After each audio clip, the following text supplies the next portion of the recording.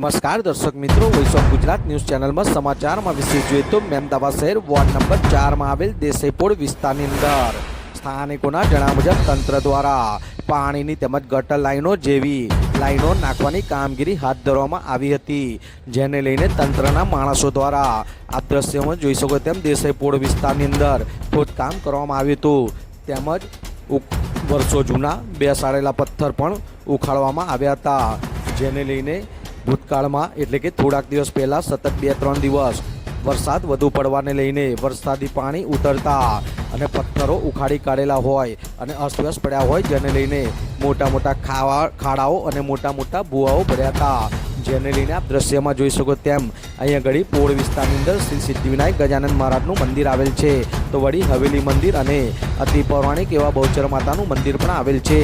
જેમાં સમગ્ર વર્ષ દરમિયાન અને હાલ પવિત્ર શ્રાવણ માસ ચાલતો હોય, જેને લઈને વૃદ્ધ વડીલો દર્શનાર્થે જાય છે તો પૂજા અર્ચના પણ કરે છે, પણ આ સમસ્યાઓને લઈને વૃદ્ધો વડીલોને ઘરની બહાર નીકળવું થઈ ગયું હતું ભારે, તો વળી સ્થાનિકોના જણાવ્યા મુજબ રાત્રિના સમયે લાઇટો નહીં હોવાને લઈને ઘણા લોકો ખાડાઓમાં અને ભૂવાઓમાં પડવાના પણ બનાવો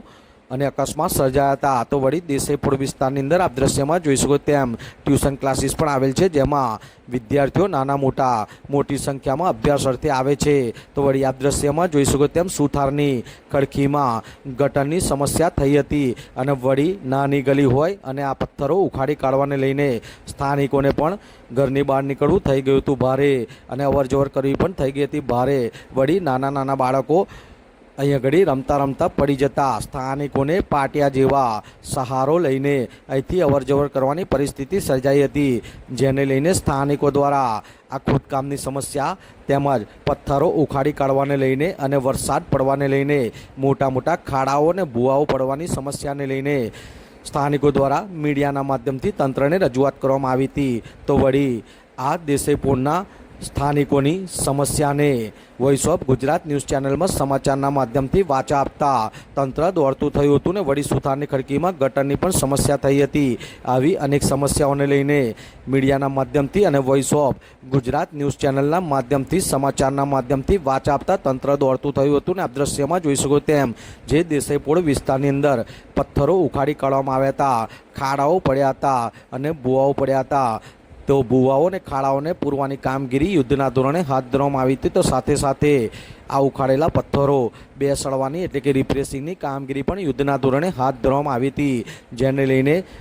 કાઉન્સિલરો એવા પારુલબેન શાહ અને અભિષેક શર્મા એટલે કે ડાબરભાઈ દ્વારા પણ કોન્ટ્રાક્ટરને બોલાવીને તાત્કાલિક આ કામગીરી પૂર્ણ કરવાની સૂચના આપવામાં આવી હતી, જેને લઈને પથ્થરો બેસાડવાની કામગીરી યુદ્ધના ધોરણે હાથ ધરાતા દેસાઈપોળના સ્થાનિકોએ હાશકારો લીધો હતો અને જાણે આ સમસ્યામાંથી તેઓને છુટકારો મળ્યો હોય તેવા પણ ભાસ નજરે જોવા મળ્યા હતા. આમ દેસાઈપોળના સ્થાનિકોની સમસ્યાને વોઇસ ઓફ ગુજરાત ન્યૂઝ ચેનલમાં સમાચારના માધ્યમથી વાચા આપતા તંત્ર દોડતું થયું હતું અને પથ્થરો બેસાડવાની કામગીરી હાથ ધરવામાં આવી હતી ને આવનાર સમયમાં પાઇપલાઇન નાખવાની પણ કામગીરી પરિપૂર્ણ કરવામાં આવશે